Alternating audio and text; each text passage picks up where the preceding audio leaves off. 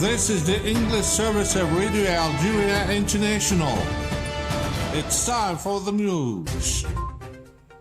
State Minister in charge of Foreign Affairs, the National Community Abroad and African Affairs, Ahmed Attaf, has held talks in Cairo with his Russian counterpart, Sergei Lavrov, on the sidelines of his participation in the second session of the Africa-Russia Partnership Forum at ministerial level. The Speaker of the National People's Assembly, Ibrahim Boughali, has emphasized the importance of the proposed law criminalizing French colonialism in Algeria, considering it a matter of concern for the entire nation.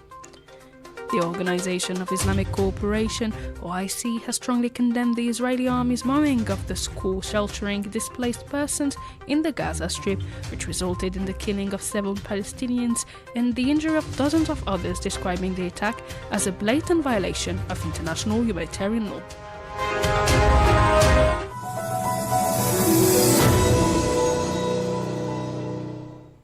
Hello and welcome to Radio Algeria International. I'm your host, Miriam Bershi. The Minister of State in charge of Foreign Affairs, the National Community Abroad and African Affairs, Mr. Ahmed Attaf, has participated in Cairo in a coordination meeting of the foreign ministers of the tripartite mechanism of Libya's neighbouring countries, Algeria, Egypt and Tunisia, on the sidelines of the second session of the Africa-Russia Partnership Forum at ministerial level. The ministers exchanged views and analysis on the latest developments in Libya, agreeing to deepen consultation and coordination between the three brotherly countries in anticipation of the next meeting of the tripartite mechanism to be held in Tunisia in early 2026.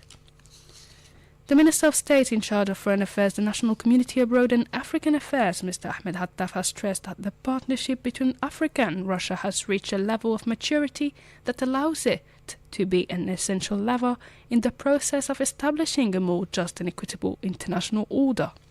In his speech during the second session of the Africa-Russia Partnership Forum at the ministerial level held in Cairo, Mr. Attaf reaffirmed Algeria's commitment to contributing to the achievement of the priorities that remain fundamental to the partnership, which are in line with the objectives of the African Union's Agenda 2063 in its political, security, economic and social dimensions. In this context, I can only reiterate Algeria's commitment to contributing to the implementation of the priorities that have been and continue to be at the heart of this partnership. Priorities that coincide in form and substance with the objectives of the African Agenda 2063 in its various political, security, economic and social aspects and dimensions.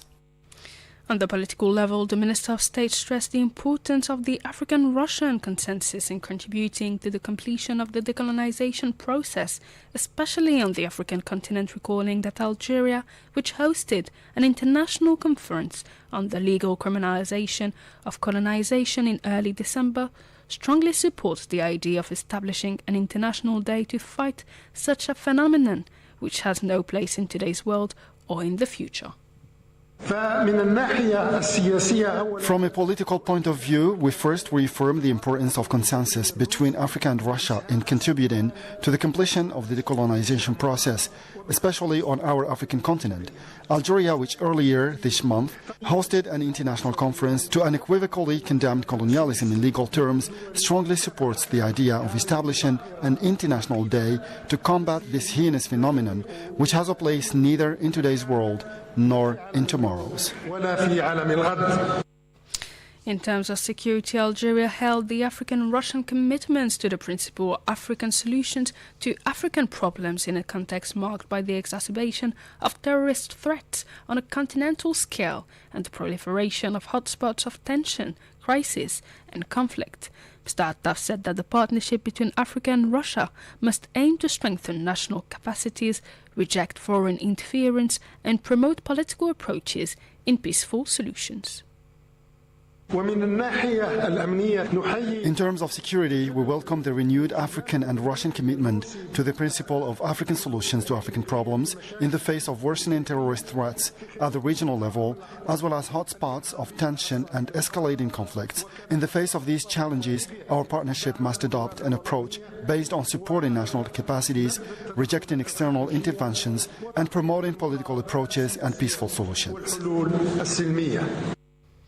On the economic level, the Minister of State hailed the increase of the trade volume between Africa and Russia, estimating that as 2030 approaches, it is important to lay greater emphasis on the need to enable African countries to catch up in achieving the Sustainable Development Goals (SDGs) and to work together to prevent the continent from being left behind by the ongoing revolutions in the fields of digital technologies, robotics, nanotechnologies, artificial intelligence, and renewable energies. Regarding global institutional governance, Algeria has welcomed the convergence of views between Africa and Russia on enshrining more equitable representation for Africa at the United Nations Security Council and strengthening the continent's representation in international banking, monetary, and trade institutions. The Minister of State in charge of Foreign Affairs, the National Community Abroad and African Affairs, Ahmed Attaf, has held bilateral talks in Cairo, Egypt, with his Russian foreign counterpart, Foreign Minister Sergei Lavrov, on the sidelines of his participation in the second session of the Africa-Russia Partnership Forum at ministerial level. On the occasion, Mr. Attaf and Mr. Lavrov held the friendly relations and cooperation between the two countries and discussed the upcoming bilateral meetings, which will strengthen the remarkable momentum in relations between Algeria and Russia. The two sides also exchanged views on regional issues of common concern, notably the evolution of the situation in the Saharan region. The head of the Algerian diplomacy also met with the Mauritanian Foreign Minister, Mohamed Salim Oud Merzouk. During the meeting, the two ministers examined bilateral relations and cooperation between Algeria and Mauritania before exchanging views and analysis on developments in the Saharan region. Earlier, Mr. Attaf also met with his Burundian counterpart, Edouard Bizimana. On the occasion, he once again congratulated his Burundian counterpart, whose country will assume the rotating presidency of the African Union in 2026. Both ministers stressed the importance of strengthening joint coordination to contribute to the success of the presidency to meet the objectives of peace, security, and development on the African continent. Algerian Prime Minister Sifri Gharieb has visited the 33rd edition of the Algerian Production Fair, now being held at the Maritime Expositions Hall here in Algiers, after being officially inaugurated by President Abdelmajid Tebboune. The visit reflects the government's commitment to promoting national production, supporting local industry, and strengthening economic sovereignty within the diversified national economy. Mohamed Khatel reports. Accompanied by several ministers and senior officials, the Prime Minister toured a number of public and private company stands operating in sectors such as energy, steel, household appliances, pharmaceuticals, electronics, automotive, subcontracting, agriculture and plastics. At the stand of the National Association of Algerian Exporters, Mr. Gharieb announced the upcoming launch of a national certification and accreditation network aimed at helping Algerian products overcome non-tariff barriers and gain better access to international markets.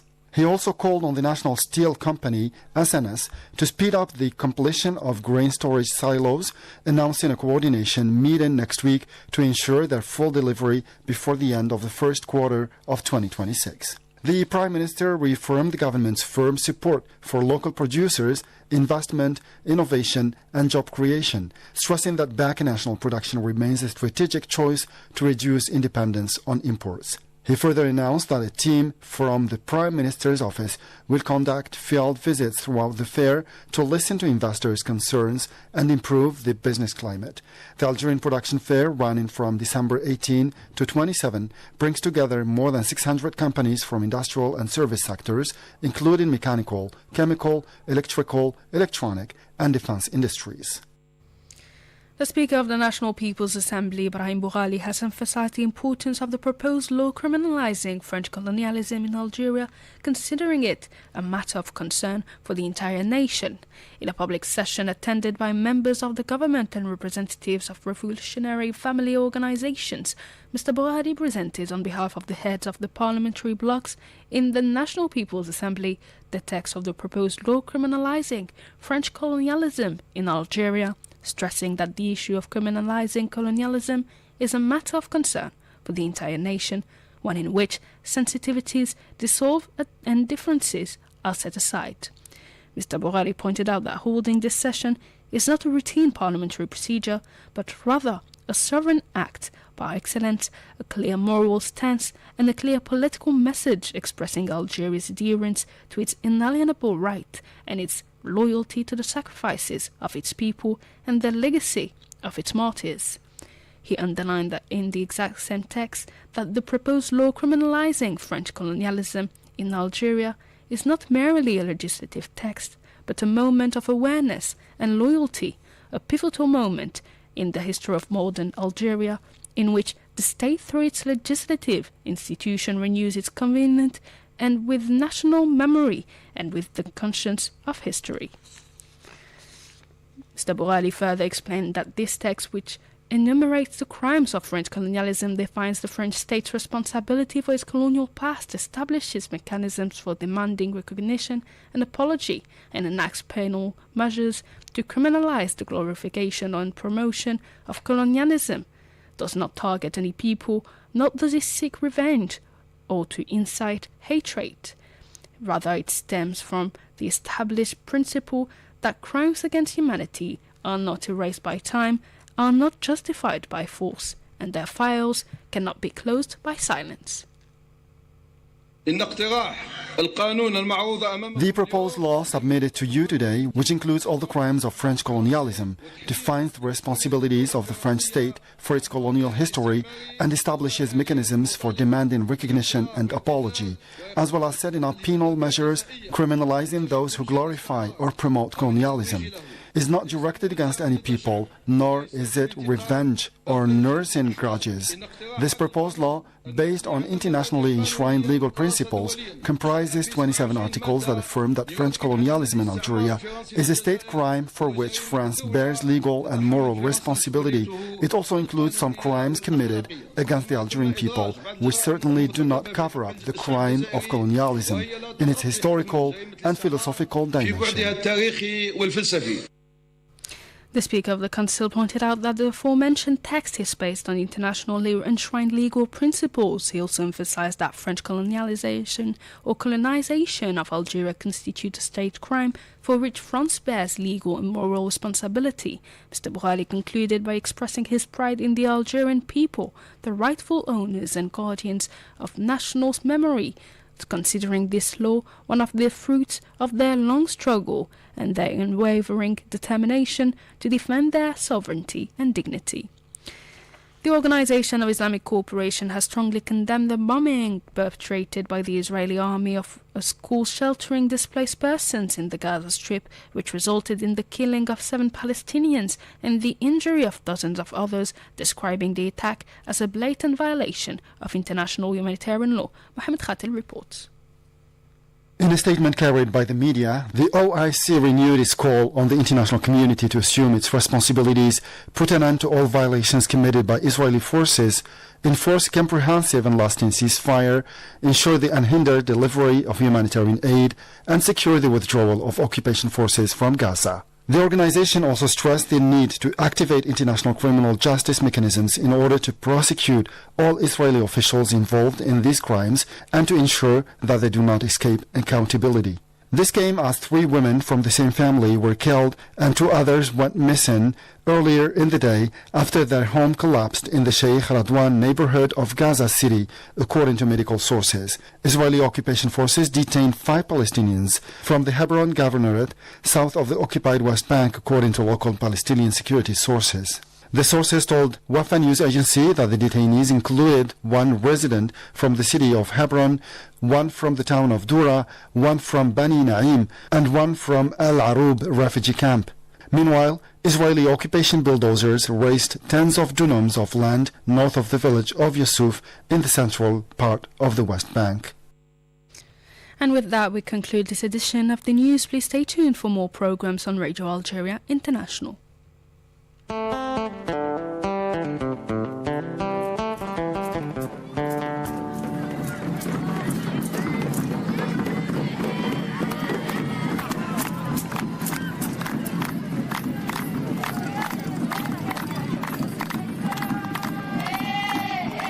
Hello to your weekly program, Destination Algeria. I'm Jamal Semeni.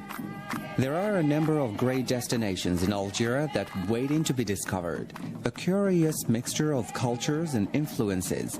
Algeria has something interesting to see in just about every city. The country is also the first largest on the African continent, so you can be sure that there are plenty of towns and cities to visit. Let's visit Algeria's fascinating destinations, you and I, together.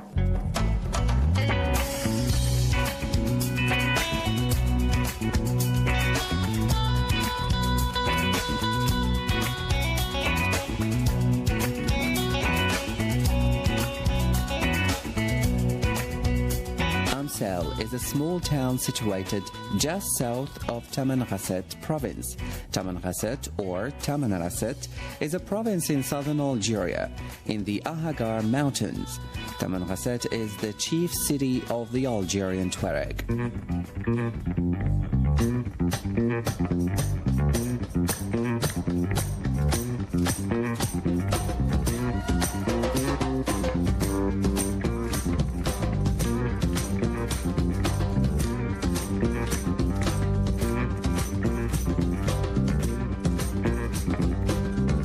Very near to Amsel, you will find the huge Ahagar Mountains, also known as the Hogar.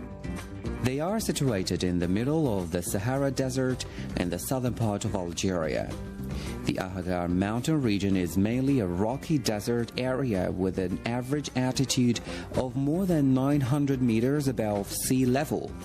The highest peak, Tahat, is at 2,918 meters above sea level. A celebrated and especially visited point is the Askram, where Charles de Foucault lived in the summer of 1905.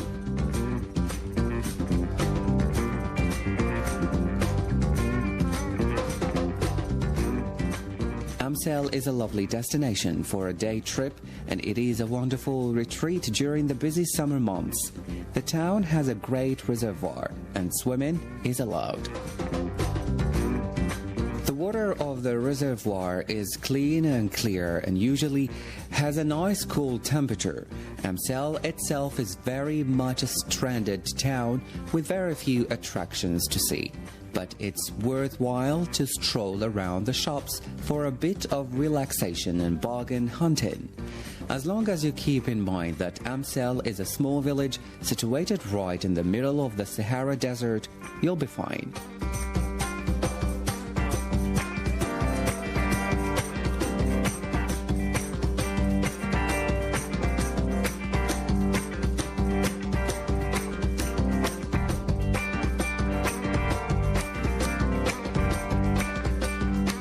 Amsel has a typical desert climate. It is very hot and sometimes unbearable in the summer. In sharp contrast, winter temperatures often fall well below 0 degrees Celsius. Rainfall is very rare and sporadic. However, since the climate is less extreme than most other areas of the Sahara, Amsel is a major location for biodiversity. Today, Amsel and Tamanrasset province is a prime tourist destination in Algeria.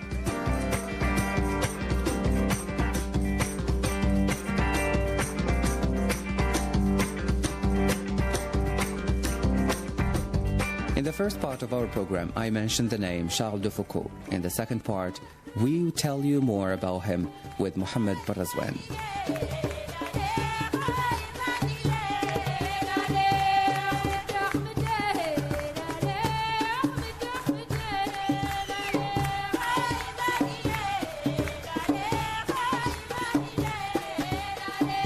Part of the Ahagar Mountains, also known as the Hogar Mountains in southern Algeria, the Askram is a spectacular collection of narrow mountain peaks in shades of brown and ochre, which have been artistically carved by the elements.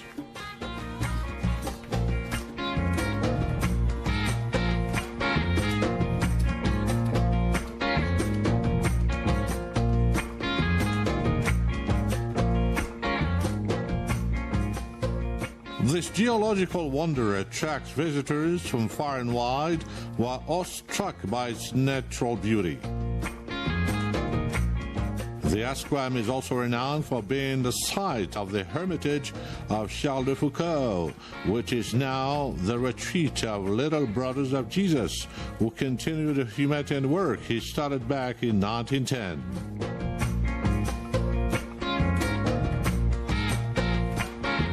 Charles-Jean de Foucauld was born into an aristocratic family in Strasbourg, France, on the 15th of September 1858.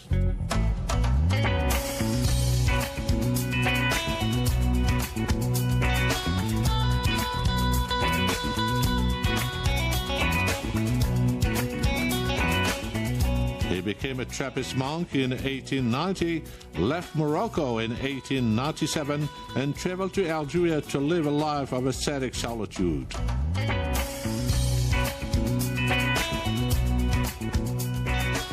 He founded a hermitage in Beni Abbas, Algeria, and welcomed visitors regardless of their religion, social status, or ethnic origin.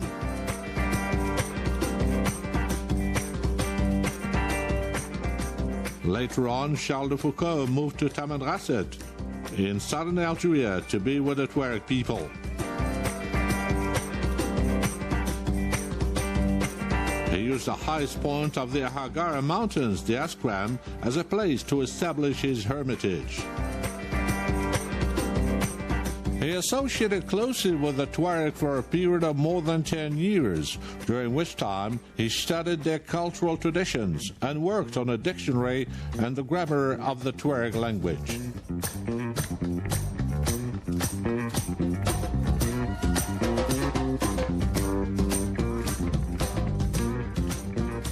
Charles de Foucauld died in 1916, just outside Tamanrasset. The dictionary was published in 4 volumes after his death, with rich and accurate descriptions.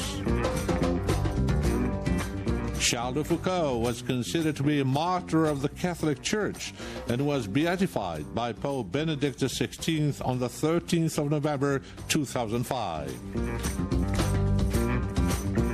Visitors to the Asquam will not fail to agree with Charles de Foucauld, whose words are inscribed in a book of his writings at a hermitage.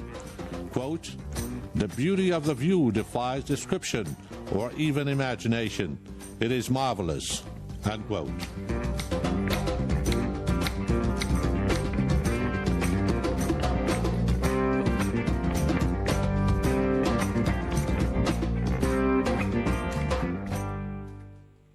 ليل السهو حكيتو سلطان من ولاد حان